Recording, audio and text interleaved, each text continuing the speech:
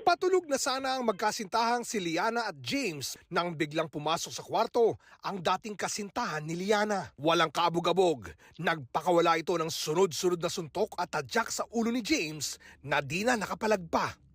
Sinubukang humarang ni Liana pero di nagpaawat ang ex. Sa kalagitnaan ng komosyon, si Liana nadulas pa. Sunod-sunod po. Unang pagkabira niya, as in, hindi niya po talaga tinigilan.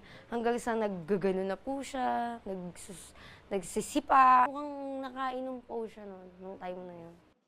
Ayon kay Liana, 2 taon na raw silang hiwalay ng kanyang ex. Pero noon pa man, kahit pa daw noong panahong ipinagbubuntis pa niya ang kanilang anak, sadyang magaan na ang kamay nito. Yung parang sasakalin, ganun, itutulak, ganun. Buntis ka nun? Opo, buntis po ako noon. Ang 21 anyos na biktima na si James Deus Tixon, naisugod pa ng ospital. Nakapagdiwang pa ng birthday habang nakakonfine noong January 11. Pero nitong January 14, tuluyan na siyang binawian ng buhay sa pagamutan. Ano ho, yung sabi niya, Mama, hihiga na ako. Doon ho siya talagang inatake. Hihiga siya ay medyo nantirik ho siya at nanigas yung mga kamay. Pinaghahanap pa ng Kalamba Police ang suspect.